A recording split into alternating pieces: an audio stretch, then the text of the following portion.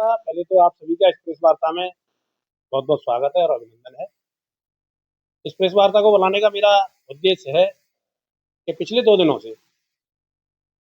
नगर पालिका शमशाबाद की सीमा में हमारे देश के वीर शिरोमणि महाराणा प्रताप की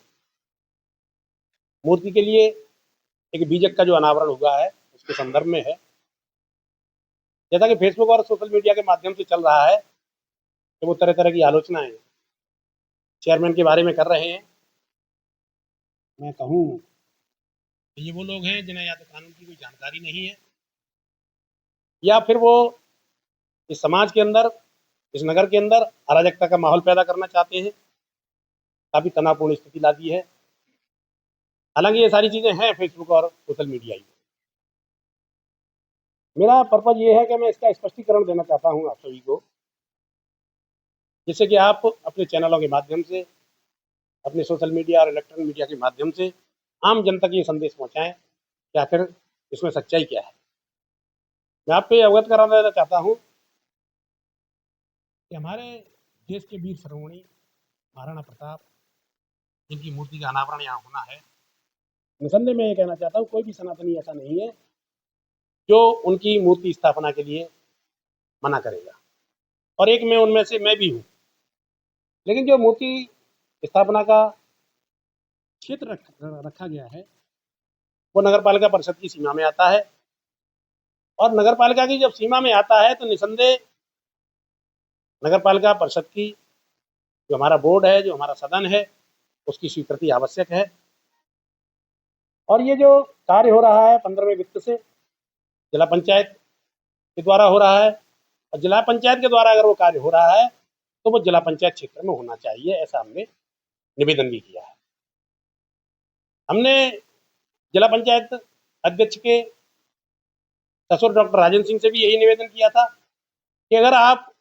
इस मूर्ति का अनावरण कर रहे हैं जिला पंचायत के द्वारा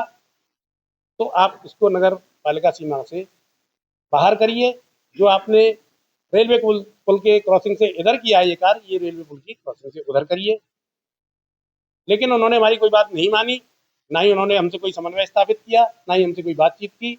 ना ही नगर पालिका के लिए कोई लेटर भेजा जिला पंचायत के द्वारा, या व्यक्तिगत रूप से कोई हमसे संपर्क नहीं किया। जब उन्होंने हमसे कहा कि नहीं मैं तो यही बनाऊंगा, तो हमने उनसे यही कहा कि आप वहीं बनाइए, हम मना नहीं कर रहे हैं, हम अपनी कागजी कार्रवाई करेंगे। तो उसके संदर्भ में हमने एक लेटर माननीय जिलाधिकारी महोदय आगरा को लिखा और उनसे संपर्क भी किया, और उन्होंने अपने अधीनस्थ जो भी थे पीडीएम फाइनेंस, एसडीएम, उनको अवगत कराया और उनको सूचना दी, और उस लेटर पर, जो लेटर कल सब जगह वायरल हुआ है, तो मैं इसके बारे में बस यही कहना चाहता हूँ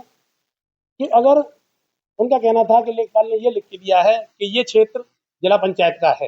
ये सिकतरा में आता है, तो मैं अवगत कराना चाहता हूँ आप सभी को इस चैनल के माध्यम से, और उन लोगों को भी जिनको भ्रम पैदा है कि अगर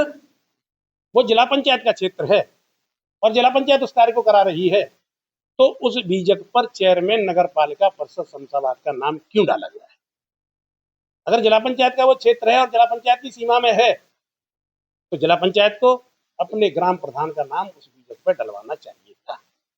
मैं ये स्पष्ट कर देना चाहता हूँ, और ये मेरे नगर निकाय एक्ट में है, मेरे पास पुस्तक है, कोई भी पढ़ सकता है, दिख सकता है कि नगर पालिका परिषद की सीमा के अंदर अगर कोई भी कार्य होता है तो उस कार्य के लिए नगर पालिका परिषद की स्वीकृति अनिवार्य है। ऐसा मेरा आपसे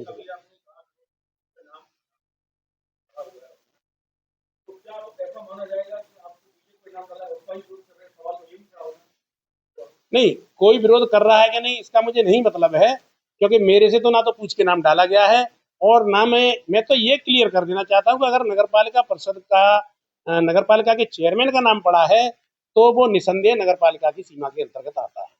और नगर पालिका की सीमा के अंतर्गत अगर आता है तो नगर पालिका परिषद की स्वीकृति आवश्यक है। और हमारे अभिलेखों में भी यहाँ पर जिस घाटे में वो ये काम हो रहा है वो घाटा नगर पालिका की सीमा है।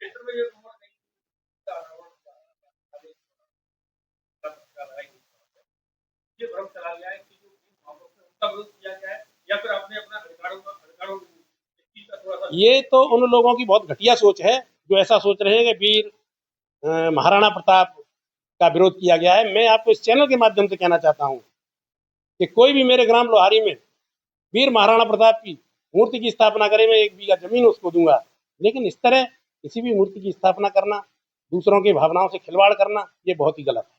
और ये मैं इसलिए कह रहा हूँ, वैसे मैंने अगर कोई और विरोध किया होता तो मैं वहाँ पॉइंट पे जाता, मैं दोबारा से जिलाधिकारी महोदय से संपर्क करता, मैं किसी एसडीएम साहब से भी संपर्क करता, मैंने किसी से संपर्क नहीं किया। ये मुझे बुलाने के लिए तो जरूरत जब महसूस हुई है, जब फेसबुक और व्हाट्सएप के माध्यम से मुझको विलेन बनाने का प्रयास किया जा रहा है, जबकि मैं तो छत्री समाज के साथ वर्षों से मेरा परिवार जुड़ा रहा है। लेकिन ये किस तरह की बातें कर रहे हैं, और कोई भी जिम्मेदार आदमी इस बात को नहीं कह रहा है कि आप ये व्हाट्सएप और फेसबुक पर क्या लिख रहे हैं। सोशल मीडिया पर आरोप ये भी होता है कि आप मुस्लिम समुदाय के लोगों को नहीं, मैं नगर पालिका परिषद का व्यक्ति हूँ, नगर पालिका का चेयरमैन हूँ। यहाँ पर चाहे जो भी होगा, देखो आपको ध्यान होगा 26,000 यहाँ पर वोटर हैं और लगभग 17,000 वोट पड़ी थी और लगभग 10,000 वोट हमको मिली थी। तो ऐसा नहीं है कि केवल मुसलमानों ने हमको वोट दिया था, हमको वोट हिंदू और मुसलमानों ने बराबर दिया था। और ये कोई कहे कि भारतीय जनता पार्टी का मुसलमान विरोधी है, तो ये भी गलत है, क्योंकि 2017 में जब मैं चुनाव लड़ा था तो उस समय 65% मुसलमानों ने मुझे कमल के फूल पर, सिंबल पर मोहर लगा के दी थी। तो मैं ये नहीं कह सकता कि कोई भी मुसलमान भारतीय जनता पार्टी का है। अपना अपना मत अलग हो सकता है, हम किस तरह का बिहेव कर रहे हैं इस तरह से लोग